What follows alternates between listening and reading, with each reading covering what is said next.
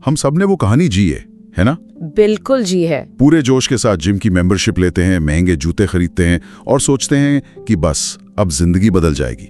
पहले हफ्ते रोज जाते हैं, दूसरे हफ्ते 3 दिन और 1 महीने बाद वो मेंबरशिप कार्ड हमारे बटुए में बस एक और कार्ड बनकर रह जाता है। ये जो निरंतरता यानी कंसिस्टेंसी का जो पहाड़ है, इस पर चढ़ना इतना मुश्किल क्यों लगता है? क्योंकि हम अक्सर इसे इच्छा शक्ति की मतलब विल पावर की लड़ाई समझ लेते हैं। हम सोचते हैं कि शायद हम में ही कोई कमी है कि हम पर्याप्त रूप से प्रेरित नहीं है। हाँ। जबकि असल में ये इच्छा शक्ति का नहीं बल्कि सही रणनीति और एक संरचना का गेम है। और आज हमारे पास जो जानकारी है वो इसी संरचना या आर्किटेक्चर के बारे में है।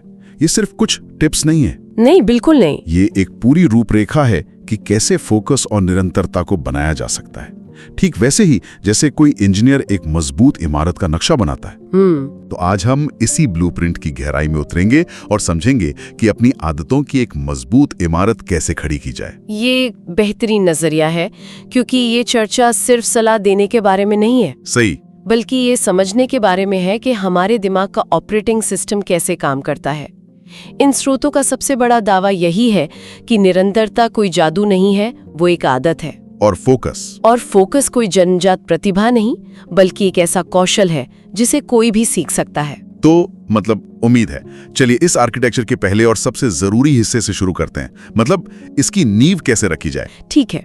जो पहला नियम मैंने इन स्रोतों में पढ़ा, उसने मुझे सच में सोचने पे मजबूर कर दिया। वो कहता है, बड़े लक्ष्यों के दबाव से बचें और हास्यास्पद रूप से छोटे लक्ष्य बनाएं।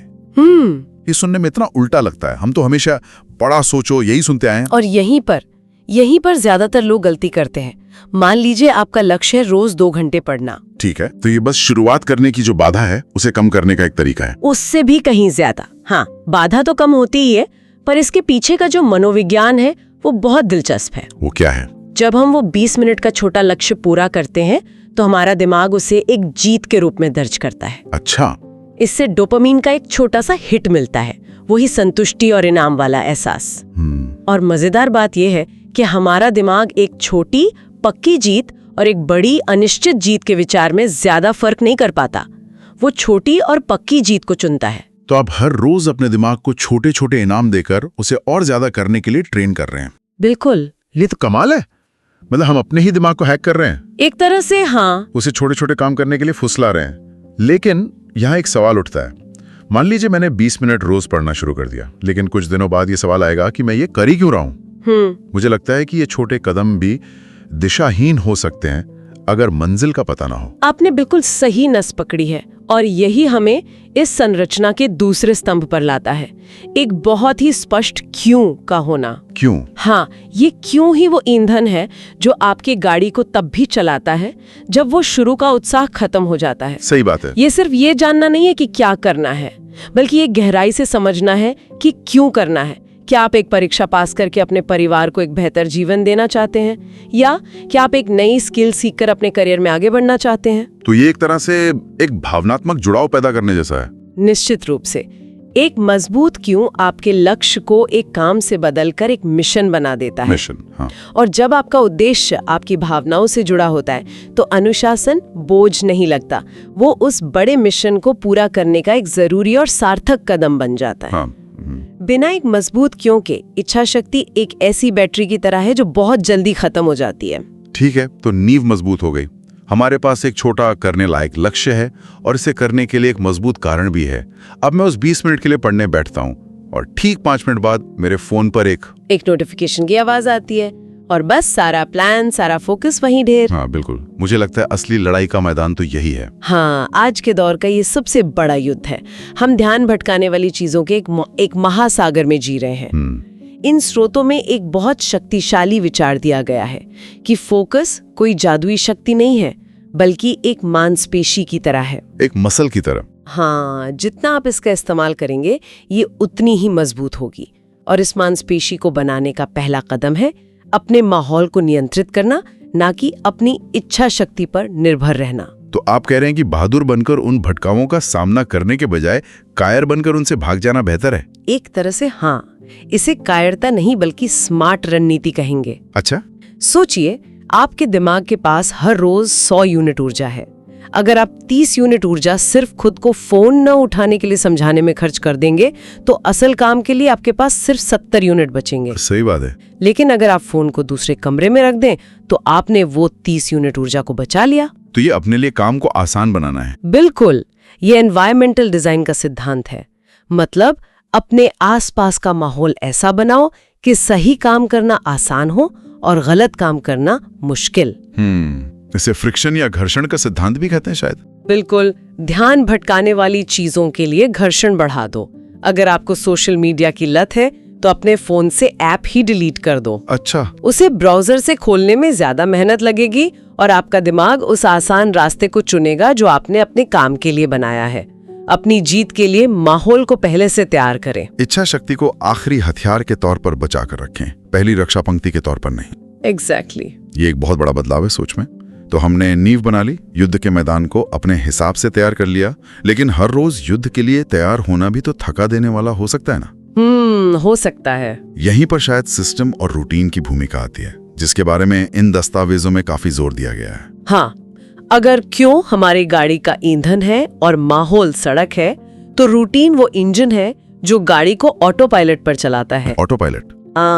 जब हम कोई काम रोज एक ही समय एक ही जगह पर करते हैं तो दिमाग को हर बार फैसला नहीं लेना पड़ता। जैसे सुबह उठकर ब्रश करने के लिए आपको सोचना नहीं पड़ता, वो अपने आप होता है। इसके पीछे का विज्ञान क्या है? ये अपने आप कैसे होने लगता है? जब आप किसी काम को बार बार दोहराते हैं तो आपके दिमाग में न्यूरॉन्स के बीच एक कनेक्शन मजबूत होता जाता है, जिसे न्यूरल पाथवे कहते हैं। अच्छा, इसे ऐसे समझें जैसे आप जंगल में रोज एक ही रास्ते से गुजरते हैं। ठीक है। धीरे धीरे वहाँ एक पगडंडी बन जाती है ना? जी। कुछ समय बाद वो रास्ता इतना साफ हो जाता है कि आपको उस पर चलने के लिए सोचना भी नहीं पड़ता। समझ गया। रूटीन आपके दिमाग में ऐसी ही मानसिक पगडंडियां बनाता है, जिससे उस काम को शुरू करने में लगने वाला मानसिक घर्षण लगभग शून्य हो जाता है। लेकिन अक्सर इसी पगडंडी पर पहला कदम रखना सबसे मुश्किल होता है, खासकर जब मन नहीं कर रहा हो। हाँ, हम सब उस जाल में फंसते हैं, आज मूड नहीं है, कल से पक्का करूंगा। ये जो सही मूड का इंतजार है, जिसे स्रोत परफेक्शनिज्म का जाल कहते हैं, इससे कैसे निकला जाए? यहीं पर इन स्रोतों का सबसे शक्तिशाली नियम आता है। मूड को नहीं, अनुशासन को फॉलो करें। मूड को नहीं, अनुशासन को? हाँ, ज्यादातर लोग मानते हैं कि प्रेरणा से एक्शन होता है, लेकिन सच्चाई इसके ठीक उलट है। एक्शन से प्रेरणा मिलती है? बिल्कुल, एक्शन से प्रेरणा मिलती है। जब आप बिना मन के भी बस 5 मिनट के लिए बैठ जाते हैं तो उस काम में हुई छोटी सी प्रगति आपको आगे काम करने की प्रेरणा देती है। एक लेखक का उदाहरण है जिसका नियम था कि उसे रोज बस एक खराब वाक्य लिखना है। बस एक। हाँ, लेकिन अक्सर वो एक खराब वाक्य उसे इतने प्रवाह में ले आता था कि वो घंटों तक लिखता रहता था। तो मंत्र ये है कि प्रेरणा का इंतजार मत करो, बस शुरू कर दो। एक 0 दिन से, जहां आपने कुछ नहीं किया, एक 1% दिन हमेशा बेहतर होता है। हाँ, जहां आपने बस थोड़ा सा ही किया। ये तो मानसिकता बदल देने वाला विचार है। हाँ, क्योंकि निरंतरता पूर्णता के बारे में नहीं है, ये बस हर रोज हाजिर होने के बारे में है, चाहे आपकी हाजिरी कितनी भी छोटी क्यों ना हो। ठीक है, तो अनुशासन हमें रोज हाजिर होने में मदद करता है, लेकिन इस लंबी यात्रा में, खासकर जब महीने बीत जाते हैं और नतीजे तुरंत नहीं दिखते, तब भी खुद को प्रेरित कैसे रखा जाए?